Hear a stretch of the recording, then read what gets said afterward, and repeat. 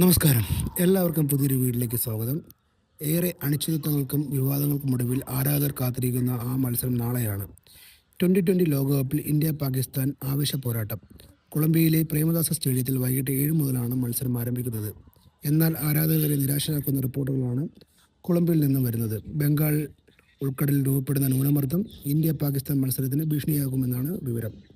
പ്രേമദാസ സ്റ്റേഡിയത്തിൽ സ്ഥിതി ചെയ്യുന്ന കൊളംബിയയിലെ കെത്താരമയിൽ ഞായറാഴ്ച വൈകിട്ട് മഴ പെയ്യാനുള്ള സാധ്യത 50-70% വരെയാണ്. ഞായറാഴ്ച പുലർച്ചെ ചൂടും ഈർപ്പവുമുള്ള കാലാവസ്ഥയായിരിക്കും.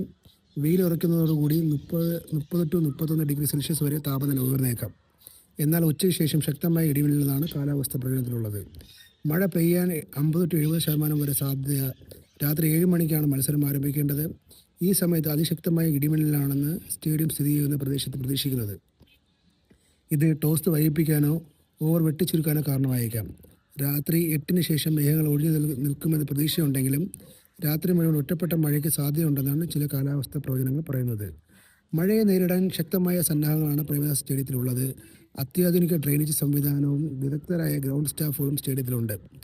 മറ്റു രാജ്യാന്തര സ്റ്റേഡിയങ്ങളിൽ നിന്നും വ്യത്യസ്തമായി പിച്ചിനെ മാത്രം മറയ്ക്കുന്നതിന് പകരം ഗ്രൗണ്ട് മുഴുവൻ കവർ ചെയ്യുന്ന കൊളംബിയയിലെ രീതി ഇത് ഔട്ട്ഫീൽഡിലെ വെള്ളം കുറയുന്നതിന് ആദ്യം തന്നെ തടയും. ശക്തമായ മഴ ഒഴിഞ്ഞതിന് ശേഷം 40-60 മിനിറ്റിന് ശേഷം മൈതാനത്തെ മത്സരയോഗ്യമാക്കാൻ സാധിക്കും. ശനിയാഴ്ച സ്റ്റേഡിയത്തിൽ ഇന്ത്യക്ക് പരിശീലന സെക്ഷനുണ്ട്. ഇത് മഴയ്ക്ക് ഭീഷണിയുണ്ട്. ശ്രീലങ്കയിൽ നടക്കുന്ന 2020 ലോകകപ്പിൽ മത്സരങ്ങളിൽ ഒന്നും ഇതുവരെ മഴ മൂലം തടസ്സപ്പെട്ടിട്ടില്ല. മഴ സാധ്യതയുണ്ടെങ്കിലും ശ്രീലങ്ക ഒമാൻ മത്സരത്തിന് ശേഷം മഴ പെയ്തിരുന്നു.